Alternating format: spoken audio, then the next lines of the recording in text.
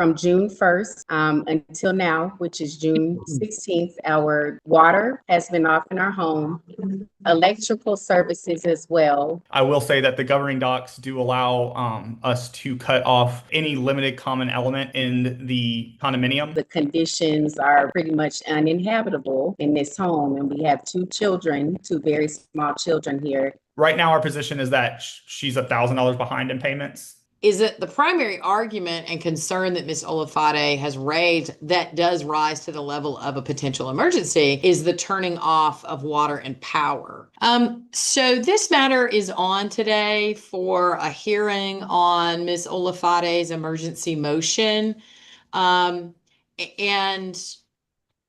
my understanding is that this case has a good bit of history. It's a fairly lengthy procedural background.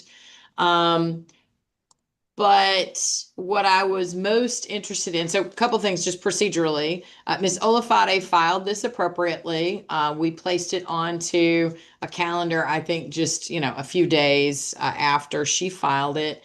We did advise her that it is the standard practice of Fulton County and myself that rather than having an ex parte hearing that I have to turn around and repeat about 5 or 6 days later, that what the court requires is that the petitioner make every effort to provide notice to the other side, understanding that probably proper service hasn't yet been made. And it does appear to, and if they, when they appear for the hearing, if no one else appears, that Ms. Olafade would have been obligated to provide documentation of her efforts to provide notice. Obviously, she was able to get notice to you, Mr. Pierce. And please understand that you can make whatever records you would like to make, but the court certainly understands that whether your client has been served or not, your client reserves all rights to substantively respond to the motion. But the purpose of today's motion is related. So here's what I wanted to get to the bottom of, and one of the reasons I was so glad that counsel for Castleberry was present is that the primary argument and concern that Ms. Olafade has raised that does rise to the level of a potential emergency is the turning off of water and power. And so let me start with my first question, Mr. Pierce, has Castleberry taken any step to turn off water and power to Ms. Olafade's unit? I believe so, Your Honor, because there is an outstanding debt here that has not been paid. There's been no payments made on the consent order that was entered into on the magistrate court, and the declarations do reserve the right for the condo association to turn off limited common elements to the. Okay.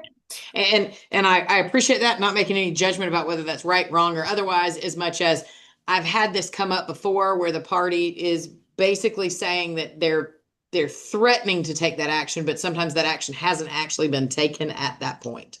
And so I wanted to make sure that we didn't have a whole hearing and your answer was, well, we didn't actually do that. So thank you very much. Yeah. Okay. So, Miss Olafade, if you would like, so one more thing before I hand it over to you, and that is,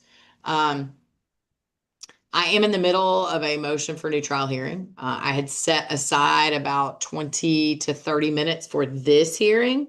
And so if you can please sort of be as concise as possible, I would very much appreciate it. Of course, obviously, you are entitled to make the arguments that are necessary for your case. But also, Ms. Olafade, please understand, to save you some time, I have read the motion that you filed. I have independently reviewed the court's docket, both the Superior Court of Fulton County and the Magistrate Court of Fulton County. So I am informed, not about the substance of the case, but informed that there is a procedural history. And I have also briefly reviewed the supporting exhibits that you provided that would provide evidence of the thing that Mr. Pierce has now acknowledged, which is that power and water have been cut off to that unit. If you would please take it from there, Ms. Olafade. Yes, Your Honor. Thank you for seeing and hearing this matter today. So as you already established, I'm seeking immediate injunctive relief, so requiring the restoration of water and full electrical service to my unit. I'm going to get straight to the point here. So in an exhibit I did provide to you and you have already reviewed, Your Honor, you have the consent order and settlement agreement. Along with that, I provided another exhibit B to show that I have been making payments on this order. I've made a total of $4,650 worth of payments. I made the lump sum payment that was required after the hearing. As soon as I signed the agreement, I made a payment, and I have been making payments. And to date, I'm at $4,650 that has been made against this order. So on May 21st, a notice was slid under my door, and I provided a copy of that, which you may have seen, Your Honor, as well. That was slid under my door. As you can see, there is no name, no further information. It just states that utilities will be shut off on May 28th, according to that notice. So I included that for you. Immediately after receiving the notice, I contacted the board and requested clarification, copies of any judgments that are relevant here, and just an explanation of the authority being relied upon for this, but just to take meaningful steps to resolve it. And you will also note in my communications, I provided the full email thread.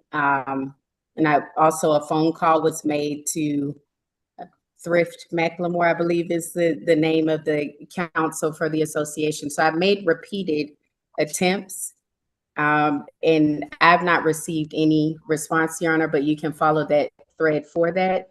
But from June 1st until now, which is June 16th, our water has been off in our home, electrical services as well. And electrical services are not provided by the condominium association. We pay that independently, so I'm not even sure how that is in this matter, but we have two small children. So hang on, let me back up and ask you about that, Miss Olaf. So I'm familiar generally with, condo buildings and that sort of stuff might have one central water, and it's either separately metered by the owner or it is just included in the rent. I think that must be what's happening here, but I do think I understood you to just say that you separately contract with is it Georgia Power? That is correct. With Georgia Power, we pay that independently. It's not provided by the condo. Okay, and have you been in touch with Georgia Power about why they turned off your power? Yes, and they informed us that it must have been done by someone at the building, and that we asked, could they still come out, and did they have authority, and they did not, without us calling the police. So yes, Judge, we did. Understood. Okay. One other question I have, Ms. Olafade, and forgive me if I should know this answer, but I don't see it readily. And that is, I'm familiar with the consent final order, but this all arose from a failure to pay assessment. And so one question I have is, are you otherwise current with your obligations to Castleberry separate and apart from this consent order, in terms of if there's any current assessment, you're paying it? Yes, I have been paying, Your Honor. I did in the ledger that I provided. I do acknowledge that there is 1 month to make up between when the order was signed and today. So but otherwise, yes, Your Honor. So I hope that answers your question. It does. Thank you.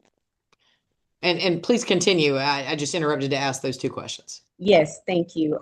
But essentially, yeah, I think I've covered most things. The association, again, I have been reaching out since June 1st to resolve the matter, because I'm also unsure, is this related to a payment matter, or I'm not, because I have been paying.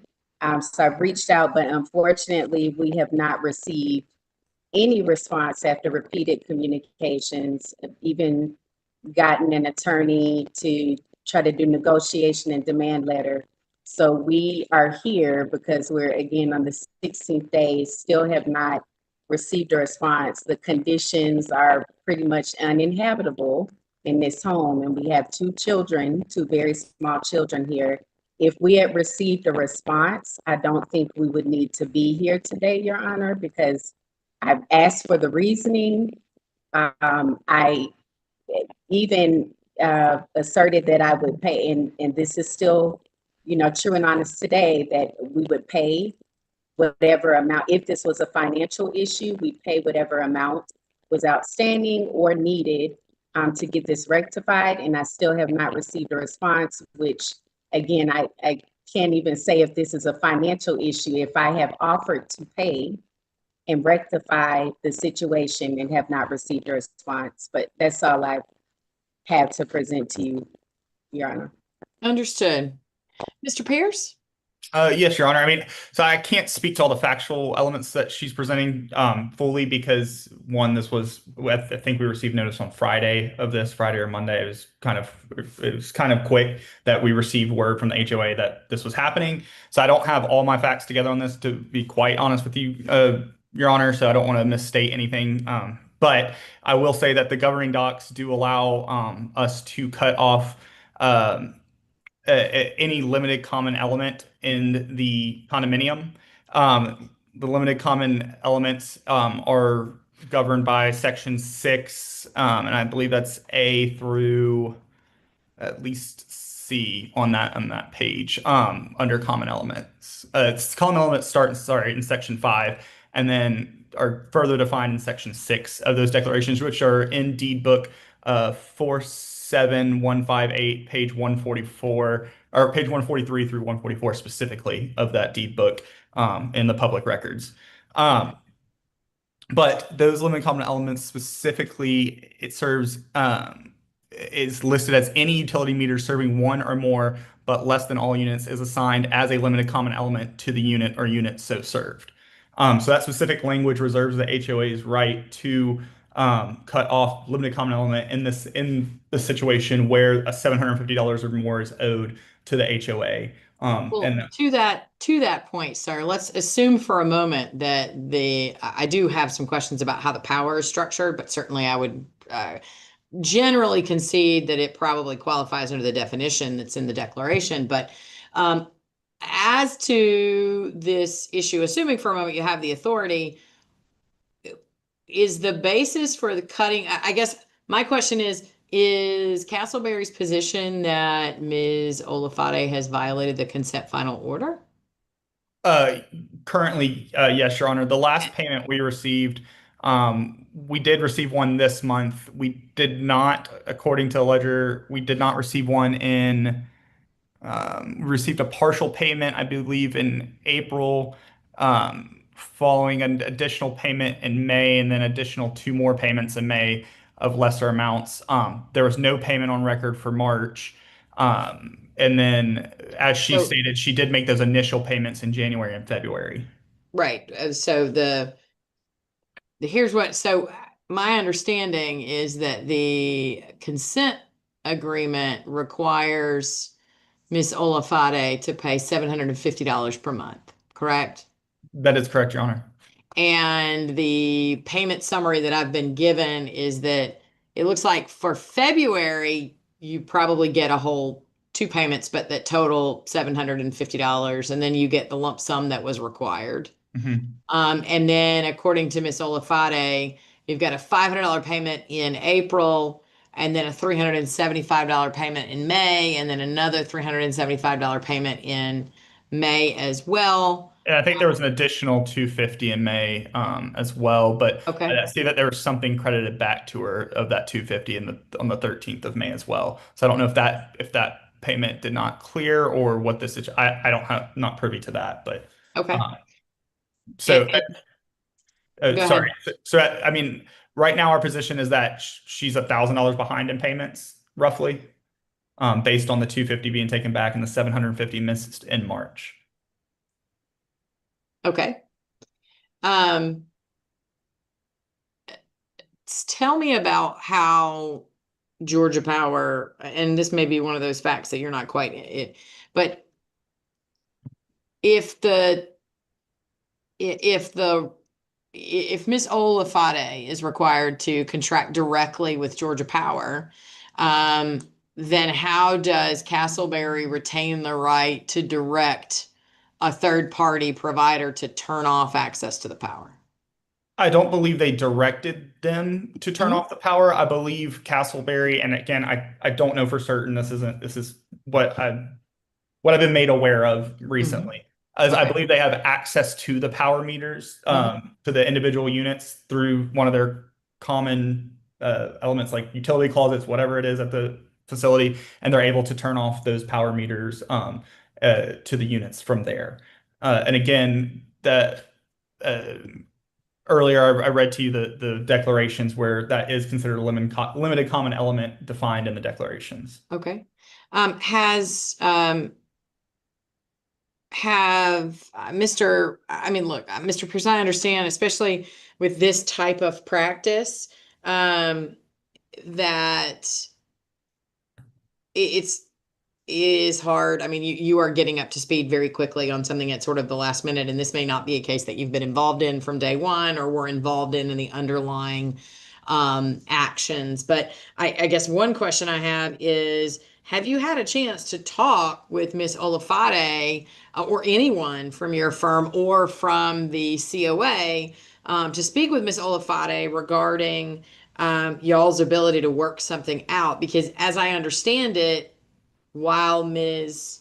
Olafade is in fact behind, um, she is attempting to make payments, and um, otherwise, I think while making payments has some right of presence under the declaration. And so I'm just trying to figure out if she's allowed to be there.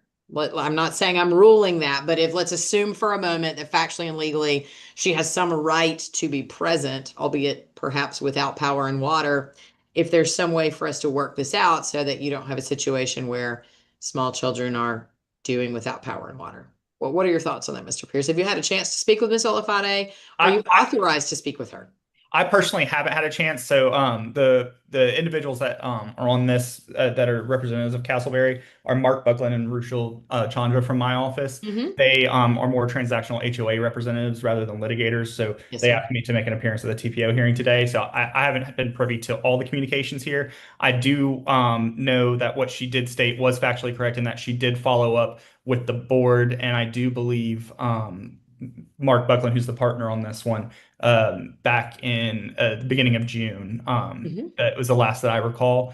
I don't know to the extent that the board authorized communications for Mr. Buckland to respond to her accordingly. Um, as with this HOA in particular, they're concerned about their costs, obviously with attorney's fees and assessing attorney's fees on their owners. So we do our due diligence there to make sure that they want us to respond and want us to be active on a matter on a particular situation. So I'm not privy to if there was a response after from the board on June 1st or not. I don't believe a response from my office was given after June 1st. Okay. Um, are you authorized or in a position to speak with Ms. Olafade regarding the possibility of resolving this matter in some method that would allow Ms. Olafade to have a restoration of her power and water and would allow Castleberry to get something towards its interests? Or is Castleberry taking the position that the consent order is totally out the window now because of the underpayments? No, Your Honor, I believe we're still willing to adhere to the consent order. I believe what they're asking is at least a partial payment by Friday of this week of the 750, which would be 375. And I think we can agree to turn on utilities by end of day tomorrow. It, with the promise that that 375 will be paid by Friday. And then we can reset this particular hearing for 30 days out to confirm that the second payment on that 750 has been made and she'll be fully caught. That's separate from her obligations of her monthly obligations going forward in July and onwards. Okay. Ms. Olafade, did you understand what was just outlined by Mr. Pierce in terms of what obligation you would have to make some partial payments? Yes, Your Honor, I'm prepared to do that immediately. I would like for the service to be turned on immediately, but I can make a payment right now. That's what I've been attempting to do. But yes, Your Honor, I do understand. Okay. Yeah, and the only reason I say by end of day tomorrow is because I just don't know who's at the property right now, and with it being so late in the afternoon, I just don't want to I'm going to try to get them to get it back on today, but it may be tomorrow morning before it's back on fully. Okay. And Mr. Pierce, for my benefit and Miss Olafade's, if you would restate the specific expectation that Castleberry has in terms of the payments. It sounds like Miss Olafade may be in a position to just make a $750 payment. I don't know, but I want to be clear that I understand on behalf of Castleberry what payment she's expected to make in exchange for the restoration of her power and water. Yeah, so 375 by end of day this Friday, which would be half of the 750 that's owed.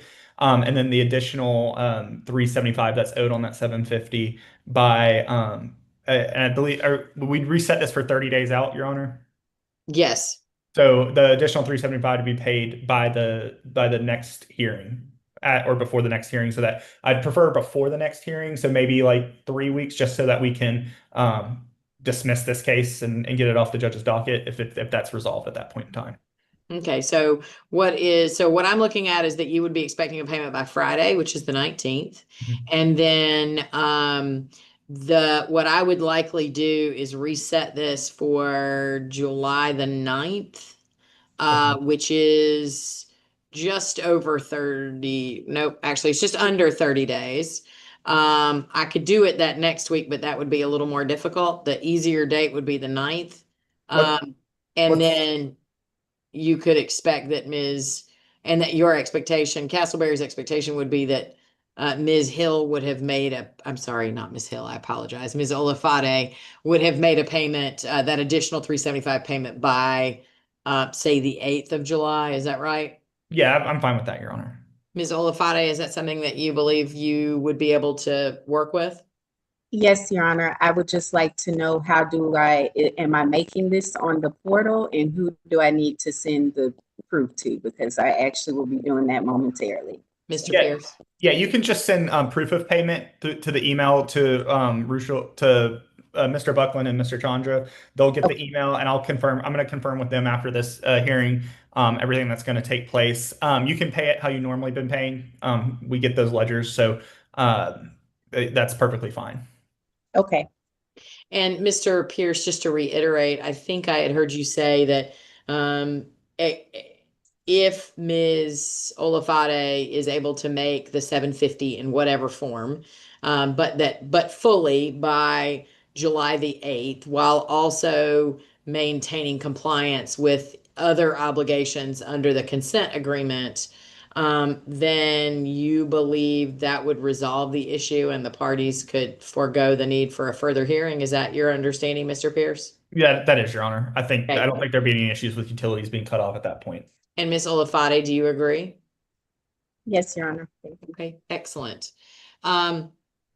Okay, so then what I'm going to do is we're going to issue a very brief order. Now, the fact that that might take me a day or so to get it in writing and filed into the record, do want to be clear that it takes effect right now as I am saying it.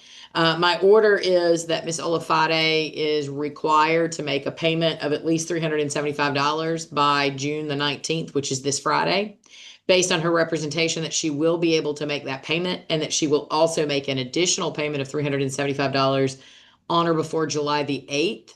Castleberry agrees that no later than close of business tomorrow, they will ensure the restoration of power and water to her unit. And should that occur, and should Ms. Olafade maintain compliance with her current ongoing obligation under the consent decree and her regular assessment obligations as a member participating in the condominium association, then this case could likely be dismissed and there would be no need for a further hearing on July the 9th. Is that accurate to what both of y'all understand, Ms. Olafade? Yes, Your Honor. And Mr. Pierce? Yep. Okay. That is, Your Honor. Okay, so Mr. Freehoff is going to prepare an order that says that. It will be very bare bones, just so we're all clear. And then we will get it on file as soon as possible for you all. Okay? Okay, perfect. Thank you so much. Do you need anything else from me, Ms. Olafade? Yes, I'm sorry, Lauren. Just one more question. Give it through the end of day tomorrow. Do I contact the board, Attorney Pierce, or who is? That's a great question. I Hopefully not one that we will need to worry about, but I will say that Mr. Pierce, we are directly in touch with Mr. Pierce, even if you might not be. And so if you were to notify the court that Castleberry had not complied, right, then we would reach out to Mr. Pierce and ask Mr. Pierce why Castleberry had not complied with our order. So there is a way for us to do that. Mr. Pierce, is there, should she direct that communication to? She can direct it to Mr. Buckland and Mr. Chandra. If we want to, I can also put my email in the chat for anyone that needs it. Okay. If Mr. Freehoff wants to, if she wants to email Mr. Freehoff, if she feels more comfortable doing that, Right. and him notify me that that has not happened yet, I will address it immediately. So, And I don't expect that it will be an issue, but obviously best to have an answer just in case it is. And as well for Mr. Freehoff to ensure that if he is contacted by Miss Olaf, that he has a way to ensure that there is not any ex parte communication. yeah, last time this happened, I will say that we had it back on within a few hours. So I don't expect that to happen. I fully expect that will be the case, Mr. Pierce, but better safe than sorry. Okay, well, thank you both for being efficient and for coming up with a reasonable resolution.